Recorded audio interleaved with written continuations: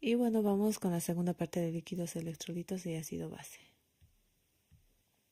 Bueno, mencionamos definiciones en cuanto a ácido, una sustancia capaz de ceder protones. Base, sustancia capaz de aceptar protones. Acidosis, proceso que induce una acumulación de ácidos. Alcalose, induce a la acumulación de bases. Acidemia, acidosis que genera pH sanguíneo menor a 7,35 y alcalemia mayor a 7,45. Buffer o amortiguador significa una sustancia con capacidad de ceder o aceptar hidrogeniones, atenuando la variación de pH cuando se agrega un ácido o una base a una solución. Se determina según la fórmula del pH, ¿ya? Y es igual a menos el logaritmo de la concentración de hidrogeniones, por lo que es inversamente proporcional a dicha concentración, o sea que a mayor concentración de hidrogeniones, menor será el pH y viceversa. Estos son los valores normales, ¿ya? Y más o menos se mantiene un pH entre 7,4 o 7,35, 7,35, 7,45 en el líquido intersticial. Extremo, este es el extremo venoso, donde va a ser un poquito más ácido, y el extremo arterial, donde va a ser un poquito más básico. Y los valores normales, ¿no? En sangre arterial, pH de 7,4 más o menos 0,05 y la venosa 7,38 más o menos 0,04, es un poquito más ácida. El PCO2 entre la sangre arterial 40 más o menos 5 y sangre venosa 46 más o menos 4, bicarbonato 24 más o menos 2 y sangre venosa 26 más o menos 2. Tenemos un sistema amortiguador. El sistema, dentro de ellas tenemos, está constituido siempre por un ácido débil y su sal correspondiente para poder amortiguar. Su poder amortiguador está dado que, dada su proximidad a su pK o su constante de disociación, al valor normal del pH y por las concentraciones de sus componentes. Entonces, básicamente tenemos estas, ¿no? Tenemos, bueno, del sistema amortiguador, una base fuerte con un ácido débil, nos da una base débil más agua, y un ácido fuerte, más sal alcalina o sal del ácido débil, nos da un ácido débil y sal. En cuanto al sistema amortiguador de bicarbonato, tenemos el bicarbonato de sodio más el ácido clorhídrico, nos va a dar un ácido carbónico y cloruro de sodio, ¿ya? Lo mismo, ¿no? Nuestro ácido carbónico más hidróxido de sodio nos va a dar un bicarbonato de sodio más una molécula de agua. Y esto en un pK de 6,1. Este es un sistema amortiguador más importante del líquido extracelular. El sistema de fosfato, pues básicamente, ¿no? Su sal débil, ácido fuerte, y tenemos nuestra sal y nuestra otra molécula, ¿no? Y está un pK de 6,8, ¿no? A diferencia del anterior. Y bueno, también este es el más importante de los túbulos renales, a diferencia del previo. Las proteínas, por su lado, ocasionan, bueno, básicamente solamente son capaces de asociarse o disociarse del hidrogenio. En medio alcalino se asocia a la liberación de hidrogeniones, y en el medio ácido más bien a asociarse a un hidrogeniones, y mantiene un pK de 7,4. Y este es el sistema amortiguador más importante del líquido intracelular.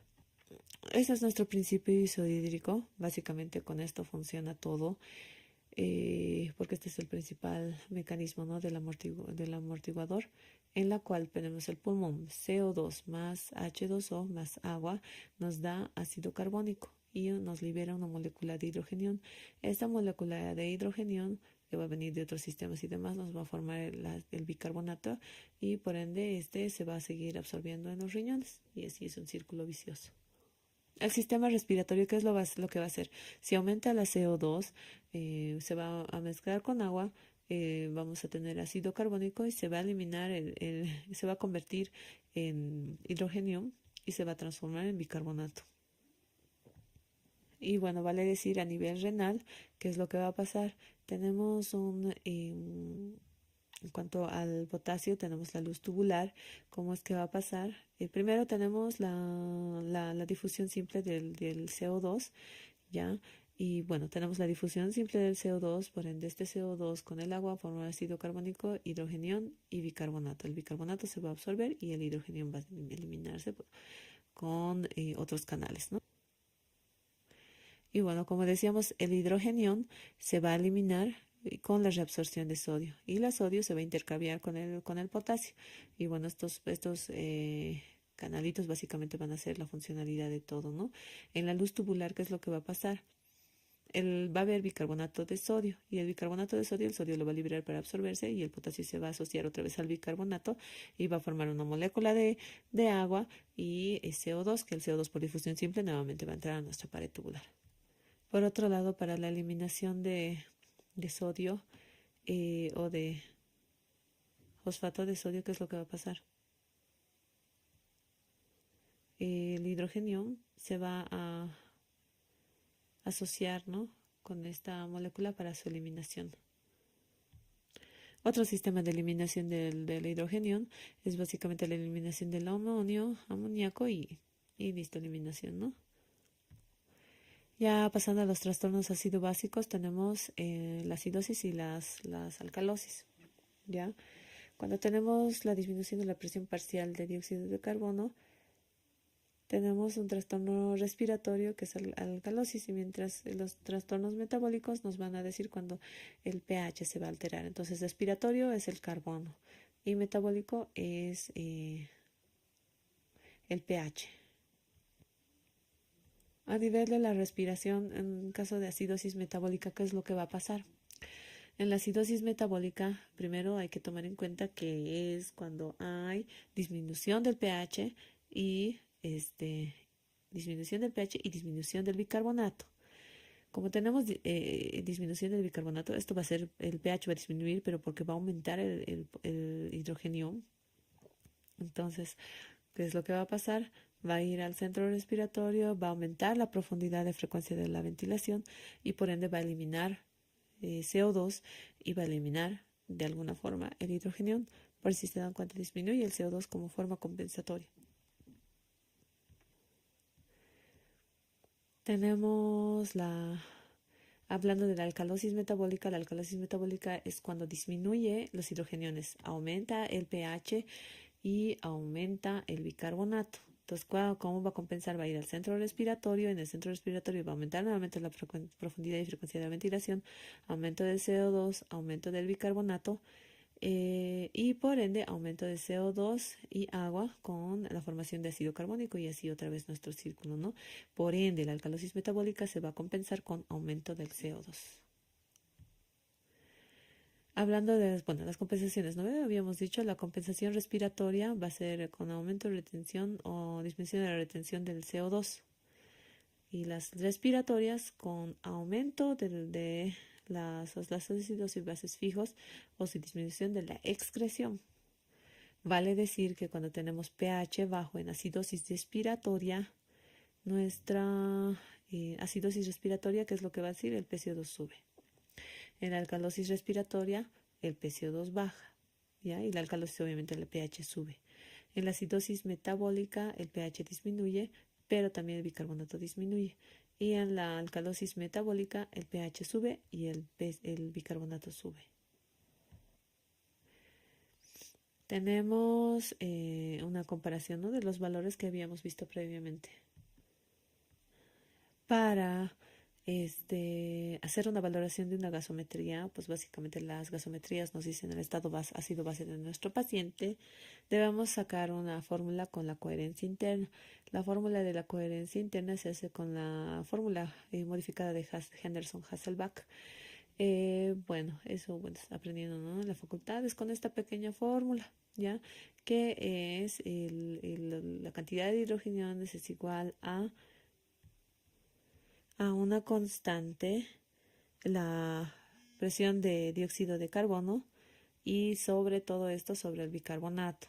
Entonces vale decir que esto nos va a servir para poder valorar, es decir, si una gasometría es real, porque en realidad los falsos positivos o falsas acidosis metabólicas en la gasometría, pues va a ser por la toma, hemólisis y demás, el frío y pues toda esa cosa, todo eso tenemos que ver gracias a esta coherencia. El resultado nos va a dar el hidrogenio y hay una tablita en la cual hay la relación del hidrogenio con el resultado de la coherencia interna esperado. Entonces tiene que ser cercano a ese para decir que esta gasometría tiene valor. Por otro lado, la concentración de hidrogeniones a la que el pH corresponde utilizando la tabla se puede realizar una regla de 0.8, en el que el protocolo es aquel que tiene mayor a pH mayor a 7.25. Bueno, son dos fórmulas, ¿no? Una es la relación del resultado con la tablita que les menciono o la regla del 0.8, pero es un poquito más complicada, así que con la tablita es muy buena indicadora. Y bueno, aquí tenemos la tablita que les decía. Este es el resultado, digamos, que nos saldría, por así decirlo, de cualquier paciente que fuera, digamos, un pH de 7.30. Si el resultado nos da 50 o de repente 51, estaríamos bien. Gasometría tiene valor. Pero si, digamos, por alguna razón nos sale 40 el resultado, entonces no tiene coherencia interna. Y esta es la regla de los 0.8, en la cual, pues cuando es 7 el pH, desde decimos que de hidrogeniones es 100. Si es 7.1, decimos que es de estos 100 por 0.8. Luego, bueno, vamos avanzando, ¿no? Cada uno 0.8. 100 por 0.8, 80. 80 por 0.8, 40. 68 y 64. Entonces vamos bajando de poco a poco. Entonces, en la acidosis metabólica, por cada milimol por litro de bicarbonato que disminuye, la PC2 debe disminuir 1,5 milímetros de mercurio. Y la PC2 esperada se realiza con esta fórmula: 1.5 por bicarbonato más 8 y este resultado más menos 2. Cuando tenemos la disminución de la concentración de bicarbonato, se titula, en el caso de la acidosis metabólica, con GAP aumentado.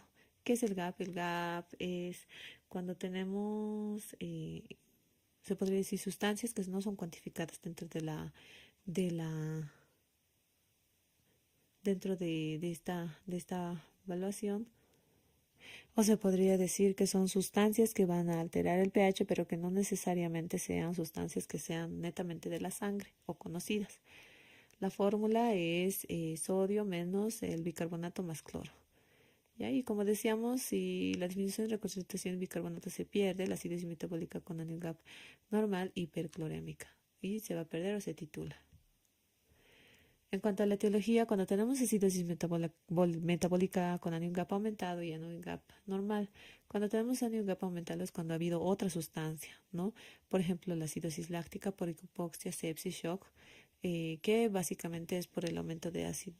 Cuando uno ve que se realiza el metabolismo de sustancias que no son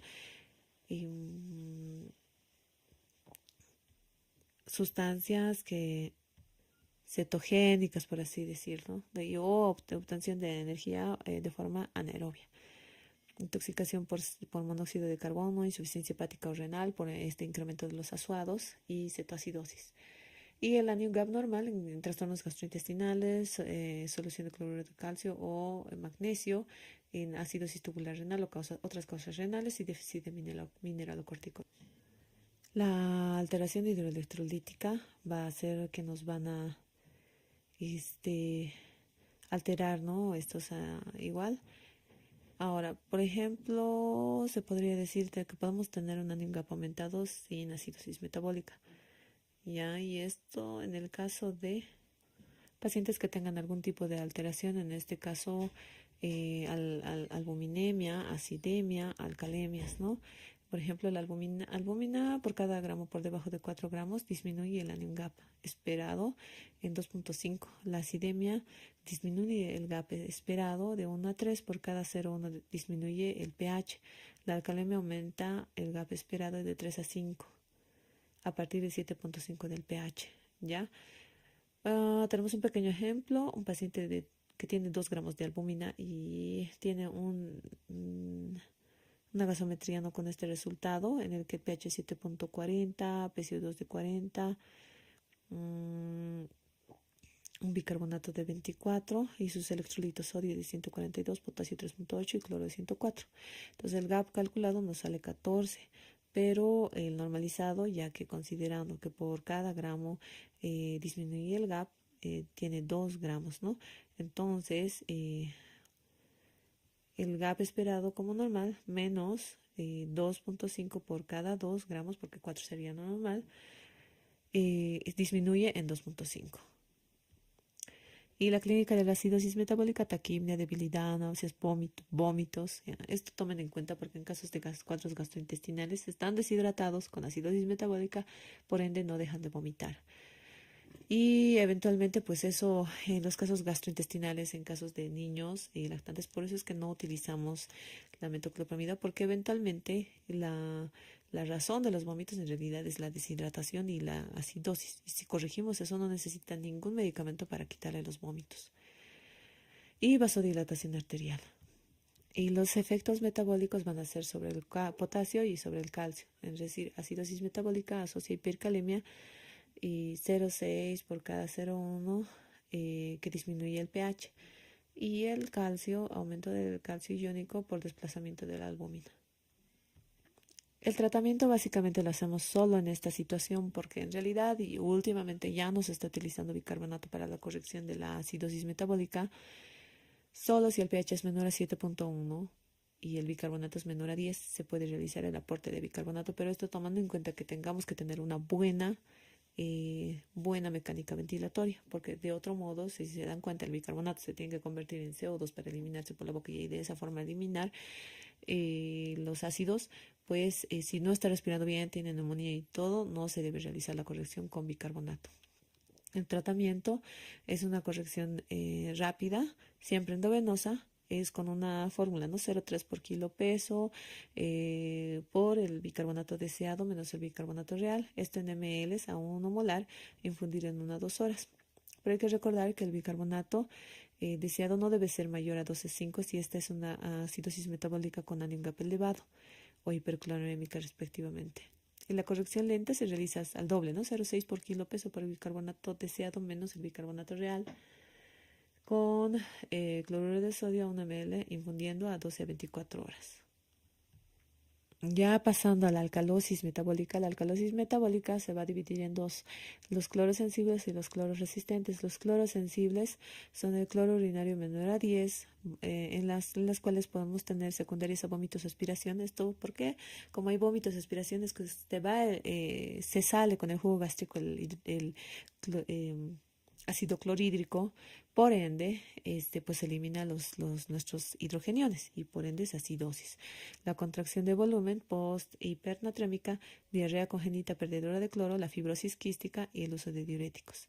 El uso de diuréticos generalmente produce alcalosis metabólica, cloro sensible que va a responder, ¿no? Estos responden a lo que es el volumen y cloro.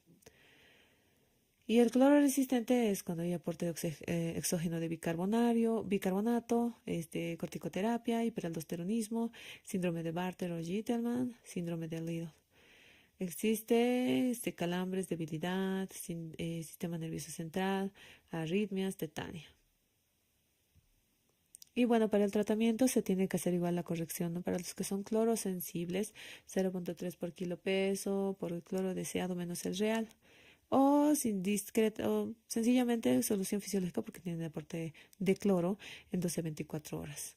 En las alcalosis clororesistentes generalmente pueden responder a volumen, pero va a depender mucho de la causa porque en el caso de hiperaldosteronismo, Gitelman o Bartter, pues es básicamente apoyando a la causa específica.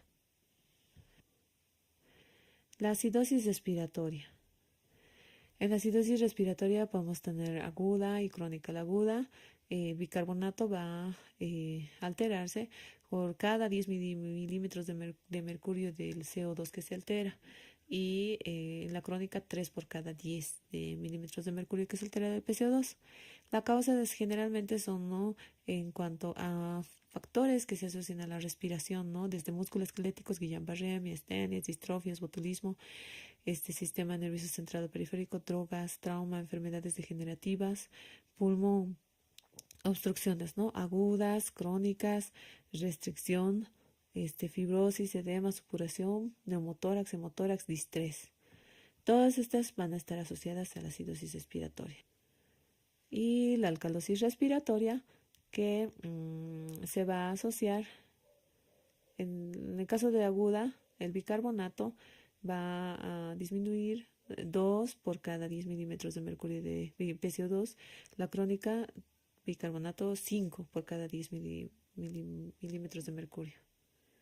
Y las causas son generalmente hiperventilación primaria, psicógena, traumatismos, infecciones, encefalitis, uso de salicilatos, teofilina, catecolaminas, las patologías respiratorias, neumonía, obstrucción bronquial, y otras, insuficiencia hepática, sepsis.